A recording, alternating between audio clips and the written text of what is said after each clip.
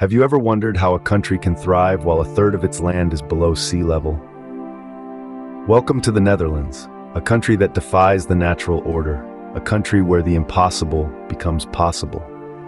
Picture this, a land of tulip fields and windmills, where bicycles outnumber cars, and where a significant portion of the country's territory lies beneath the waves of the North Sea. Here's a fascinating fact. About a third of the Netherlands is situated below sea level. Yes, you heard that right.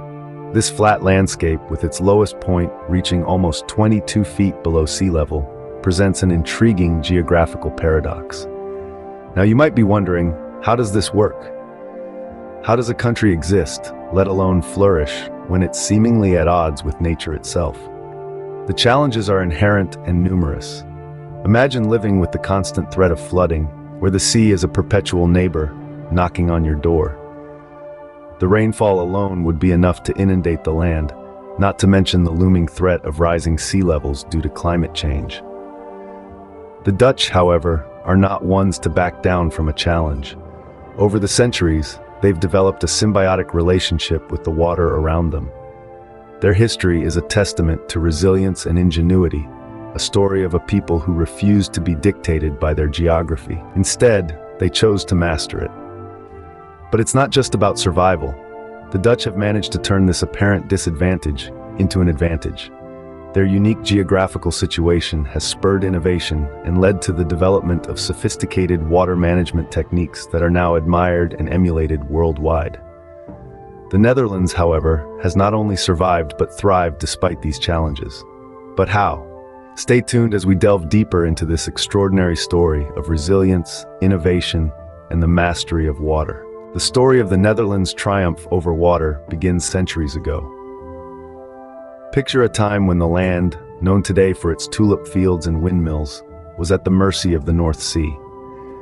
With about a third of the country lying below sea level, the Netherlands has had to grapple with the threat of water since time immemorial. The Dutch, in their characteristic resilience, have had to contend with the water's will to reclaim its territory. Frequent floods were a grim reality in the past, with the sea and rivers breaking through the natural barriers of sand and clay. When the water came, it swept away homes, farmland, and in its most tragic wrath, claimed lives. The floods of the 13th century were particularly devastating, erasing entire villages off the map and altering the geography of the country forever. This constant threat of flooding wasn't just a natural disaster. It was a daily existential crisis for the people of the Netherlands. The water was an ever-looming danger, and the people lived in constant fear of loss and displacement. The sea was not just a body of water. It was a formidable enemy that could attack at any time. Yet, amid the turmoil and tragedy, the Dutch found strength and resolve. The water might have been a relentless foe, but they were an indomitable people. The persistent threat of water forced the Dutch to think, to innovate, and to devise ways to keep the water at bay. The Dutch didn't just want to survive, they wanted to thrive. They began to use the water's power to their advantage. They started building dykes and windmills, creating polders, and implementing other innovative techniques to control the water. These water threats led the Dutch to devise ingenious ways to fight back. The battle had begun. In the face of adversity, the Dutch turned to innovation. When the sea threatened to claim their lands, they didn't retreat. Instead, they confronted the challenge head-on, engineering a solution that would not only protect their homes but also shape the future of their country. Welcome to the dawn of dykes. The early stages of water management in the Netherlands were marked by a spirit of resistance and resourcefulness. With about a third of their land below sea level, the Dutch knew they needed to create a barrier between their precious land and the relentless sea. This birthed the idea of dykes, robust embankments built to prevent the intrusion of water into the mainland. These dykes were not just walls against water. They were the embodiment of Dutch tenacity, their answer to the sea's relentless challenge. In the early days, these were simple structures, made of earth and clay, designed to hold back the water and protect the precious farmland beyond. But they were effective, and they saved countless homes and lives. The role they played in protecting the land from the sea cannot be understated.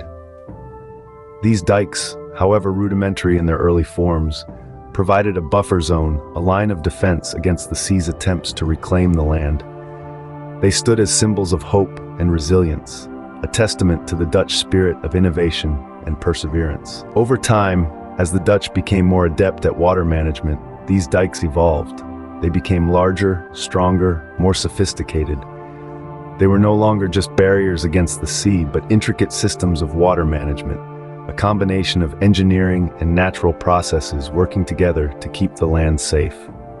The journey from simple earthen barriers to complex engineered systems was not an easy one. It took centuries of trial and error, of learning from past mistakes and constantly striving for improvement. But the Dutch never gave up. They kept innovating, kept improving, kept pushing the boundaries of what was possible. These dikes were the first line of defense, but the Dutch didn't stop there. They continued to innovate, to evolve, to adapt. They turned adversity into opportunity, and in doing so, they not only safeguarded their land, but also laid the foundation for a future where the sea was no longer a threat, but a partner. When you think of the Netherlands, you may picture windmills dotting a picturesque landscape.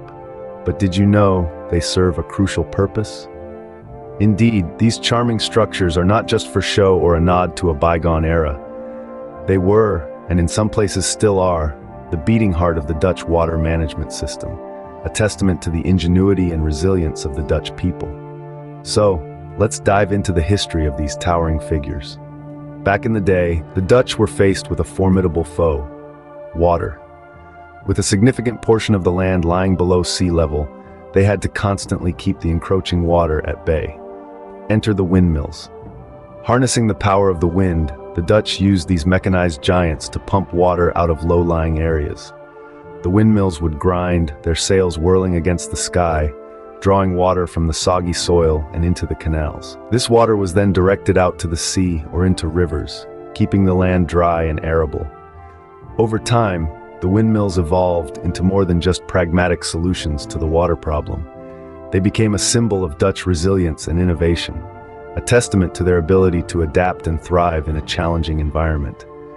And while the technology has advanced, the principle remains the same.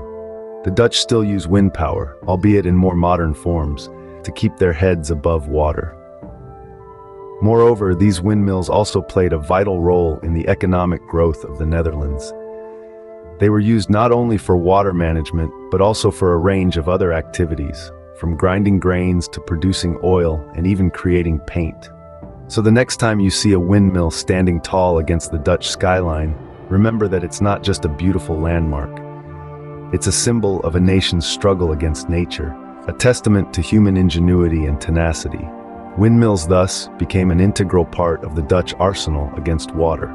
Fast forward to the present day, where the Netherlands' water management techniques have evolved into a global model. Today, this low-lying nation has turned its centuries-old battle against water into a symphony of engineering genius and environmental stewardship. The Dutch have harnessed the power of controlled flooding, a seeming paradox that has proven to be a remarkable solution. Rather than fighting against the inevitable, they have designed areas known as water squares in urban spaces. These squares are typically dry, serving as parks or sports fields, but during heavy rainfall, they transform into temporary reservoirs, holding the excess water and preventing urban flooding. Simultaneously, the Netherlands has taken to shaping the very geography of the country itself. They've embarked on the creation of artificial islands, shaping land out of water. In Markermeer, one of Europe's largest freshwater lakes, the Dutch have constructed the Marker Wadden, a group of 5 islands created entirely by humans. These islands not only provide extra living space, but also serve as a sanctuary for wildlife, showcasing the country's commitment to biodiversity. Furthermore, the Netherlands has embraced the power of technology for advanced forecasting systems. These systems predict water levels, allowing for early flood warnings and enabling a quick response. Imagine being able to handle water as if they were traffic on a highway, directing it, slowing it down, or speeding it up as necessary. But it's not just about the technology and the engineering. The Dutch have also understood the importance of working with nature, not against it. They've integrated green infrastructure into their urban landscapes, creating a balance between the built environment and the natural world.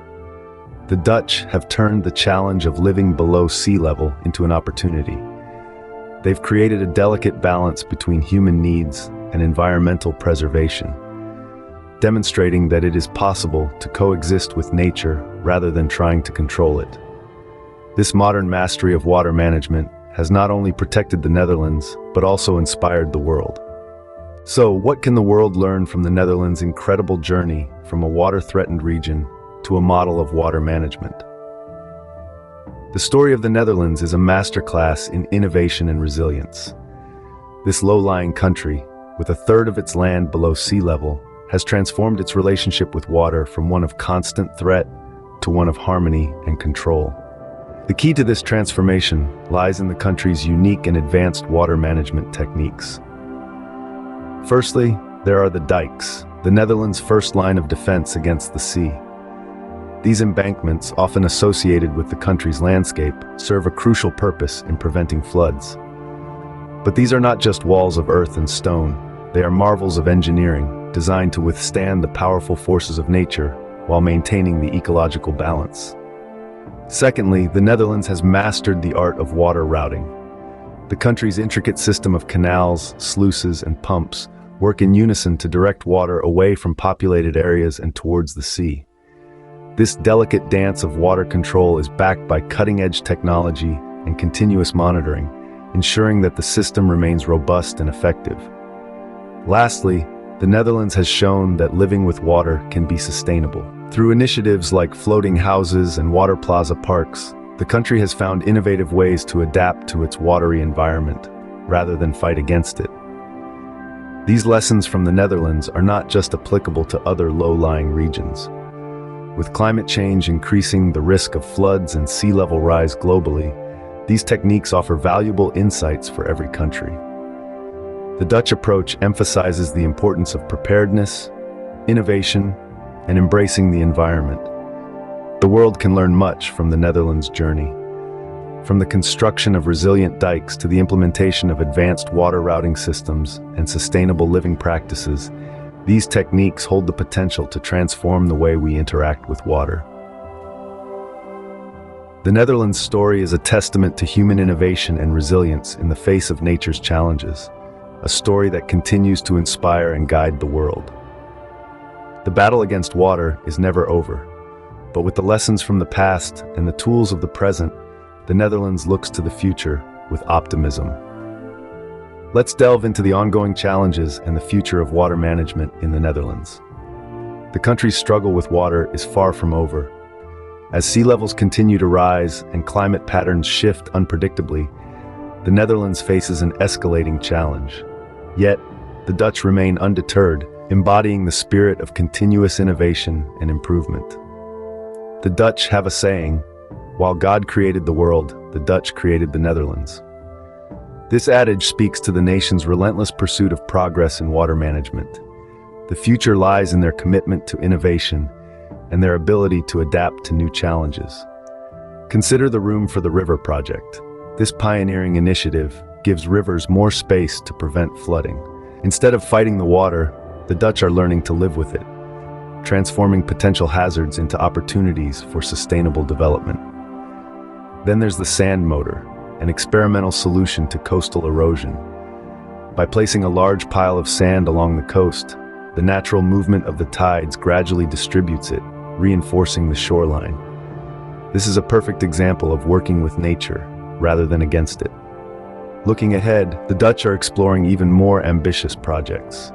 From floating cities to absorbent landscapes that can store excess water, the future of water management in the Netherlands is as inspiring as it is exciting. Yet, it's not just about engineering feats. It's also about fostering global cooperation. The Dutch are keen to share their expertise, collaborating with countries around the world to tackle shared water challenges. In the Netherlands' journey, we see a beacon of hope for all regions grappling with the challenges of water management. A reminder that with innovation and resilience, we too can shape our destiny.